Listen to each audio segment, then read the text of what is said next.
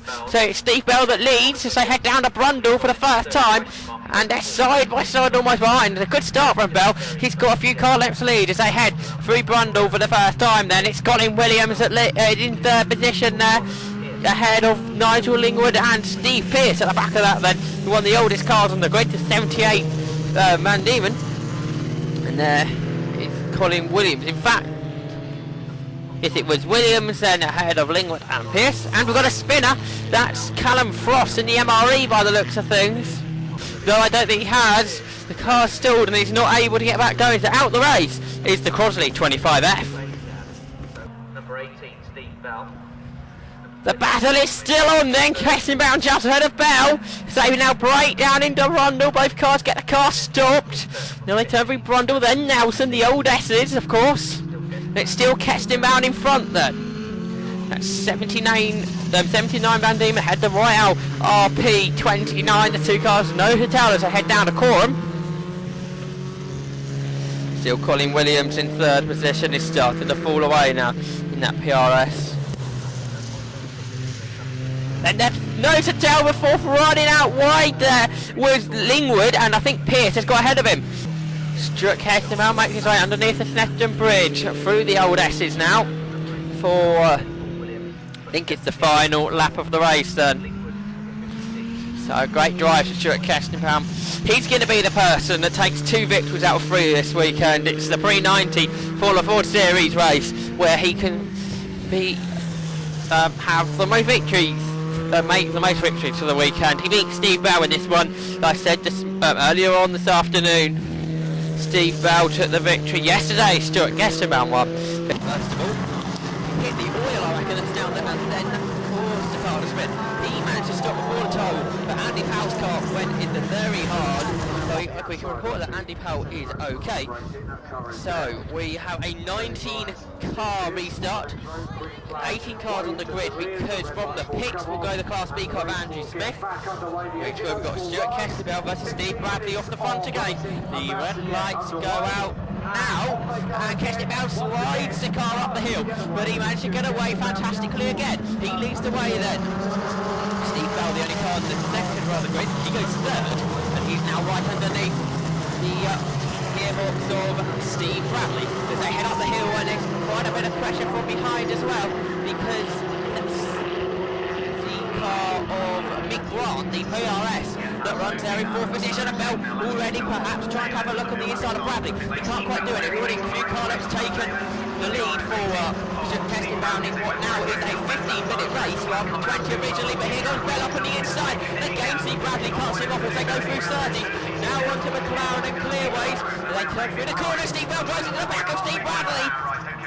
And nose cone on Bell's car's up in the air, and Steve Bradley's facing the wrong way. So I think Steve Bell's going to go for the pits. We got 3 wide further behind as they come across the line here.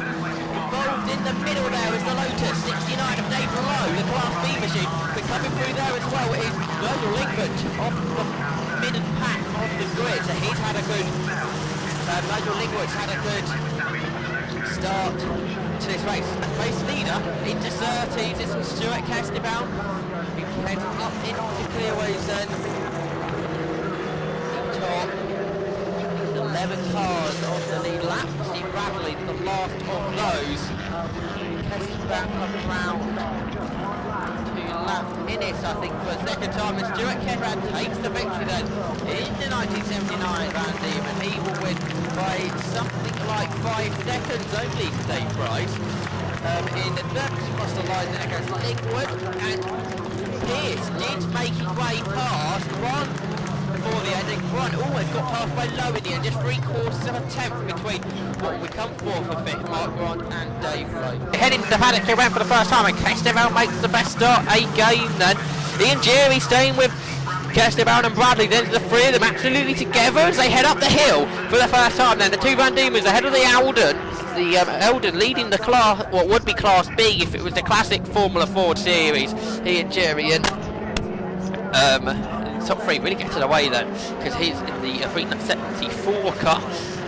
So now head down the hill. Okay, down the Cooper Straight even towards 30s, and it's Kirsten Mount starting to slightly break away from Steve Bradley then. So then Andrew Wiggins will be pulling off, I think, retiring from the race. So he pulls off now then on the back end to the pits. And Stuart Caston bound, the race leader spun out Graham Hill Bend. Unbelievable there. The race leader, can he get it back going again? Yes, he does. He's returned to the race. I think he's still in the lead. So Stuart Caston bound there, losing the car for Graham Hill Bend just after he set the third lap of the race at 52.804. The first race you had a red flag, so you had to make 2 starts. They both seemed to go well.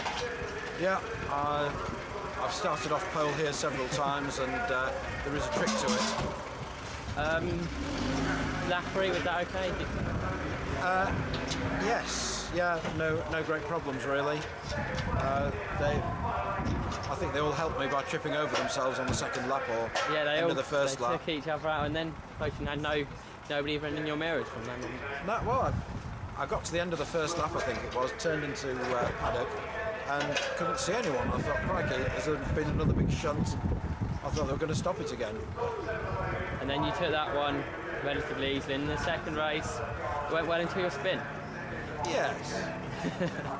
It was going absolutely swimmingly right up until the time that I ignored the oil flag. So I take a different line from most people at Druids. So there was an oil flag there. I didn't find any oil, so I thought it can't be too bad. Got down to bottom bend and I'm looking at the track. Can't see any oil, turn in, think this is all right. Oops, no it's not. And you just got back going in time before Steve Bradley come. Well, I must admit I was fairly fired up then, and yes, I was fairly determined to keep ahead. So into Montreal they come for the first time then. It looks like Ben Sims is leading the way as the rest of the field go into Montreal. Somebody running very wide indeed. I think it could have well been there. Stuart Baird sitting in the second position as they headed out of Montreal. Now down towards Palmer. They will come back into our view. And it's Ben Sims in the Jomo. That's a massive lead. Then that's Stuart Baird there in second, like Toyne in third. Nuttall in there as well, braking then late on the brakes. I think we got Cavati, Caveri even in there, down there in the Cavati. Mark Warren, Patty Caveri. I think William Nuttall, like I say there, Simon Toyne in that battle as well. They all head down towards Oggies there, and a great scrap of them. Callum Grant in that battle as well. William Nuttall there at the front, then Mansell. Callum Grant looking up on the inside of Andrew Mansell. Can't do it. Oh no, sorry, that was not Mance, that was the Cravati, wasn't it? Of Bertie Caveri. So he was very late onto the break, side by side behind. That's David Wild up on the inside there, trying to get in a position. He spins the car then. David Wild, number 57, loses the car. Hamilton trying up on the inside. We've said this weekend it's tricky to pass her, and he's lost the car. Another person gone flying off. We can't quite work out who that is at the moment. Last lap then, I think it is. Heading down towards Agostini, and again Caveri looking up on the inside, late on the brakes. Just to mention, Will Nuttall's gone to the front of this train, and looks like Callum Grant's come 4th to 6th since the last time we've seen him, because now Caveri did get that move done through Agostini's. So they exit the corner. So now there's Jamin there with 4th trying to get away. Callum Grant's going to come back at Caveri there. He couldn't do it though as they headed into Agostini. I think them yellow flags was for Agostini. For Oggies, I should say. This is the retired car on the side. So now Callum Grant will want to sit in the slipstream. He's maybe a bit far back though. He's still going to try as they head down the Bentley Straight. So it's Ben Sims that leads out of Palmer for the first time. This second HSCC Formula 4 1600 race of the weekend here at Snedden, down towards Agostini. They come then. There's Stuart Baird sitting there in second. He's under a bit of pressure from Simon Toyne at third. 4th, Callum Grant. They go side by side behind us. William Nuttall losing out there. He's going to try and come back on the exit of the corner, trying to get back ahead of Andrew Mansell, who just got ahead of him. So the rest of the field is down towards Hamilton, then down towards Oggies. We've got a big grid once again competing in the HSCC Grand Am Motorsport Historic Formula 4 Championship. 31 cars took the start. Then Will Nuffle in 6th here, leading Andrew Mansell. The 2 cars almost together. Well, they are together. They didn't quite change places. Behind them was David Wild.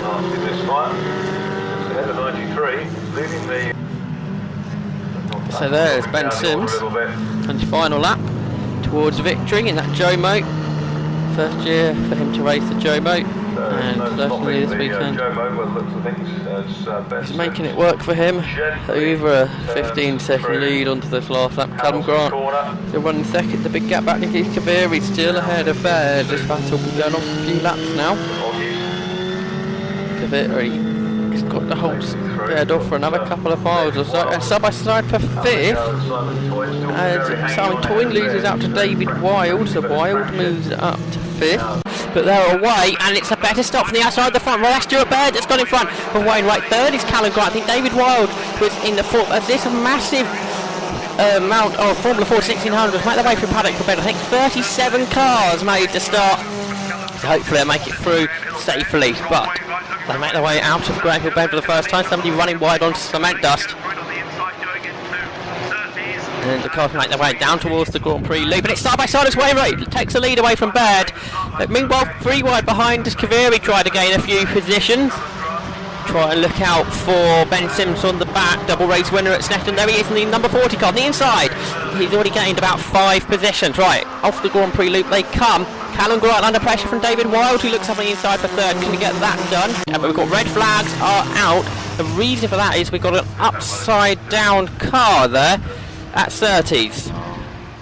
Right, race goes again, and the better start comes from Baird again, but Wainwright this time still got the inside line. Robert Wainwright stays in the lead. It's a Baird in 2nd. Grant trying to attack as they come up the hill as well. So everybody makes it through paddock hill, hopefully safely again, with a few cars not on the grid this time.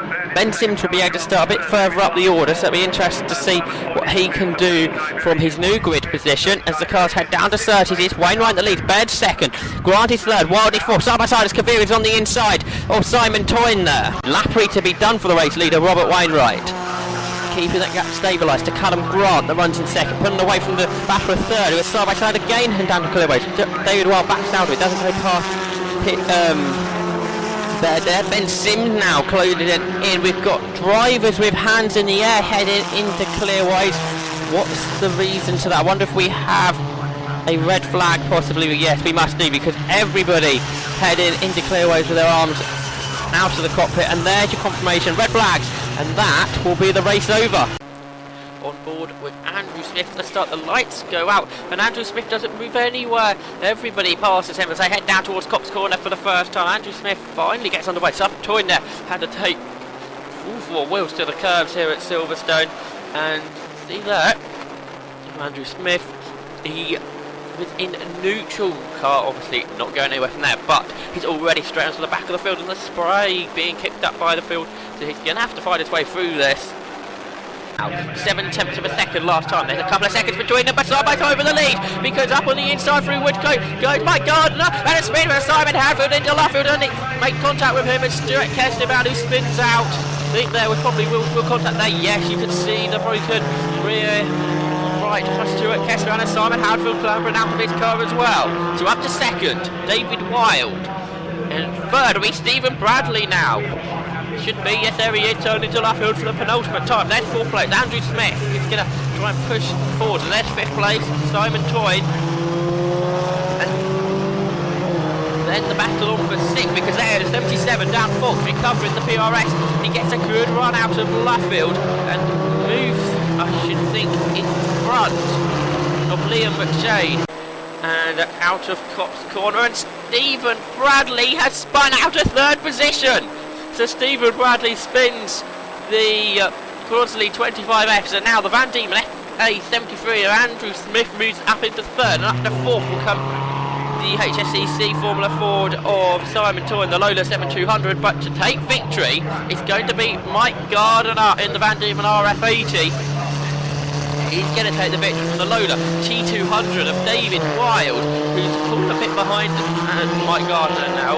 David Wild, who actually the person that set the fastest lap of the race back on lap 6. And Andrew Smith here putting his arm up in the air into Brooklands I think this is for the yellow flags. You can see his yellow flag lights here we have at Silverstone.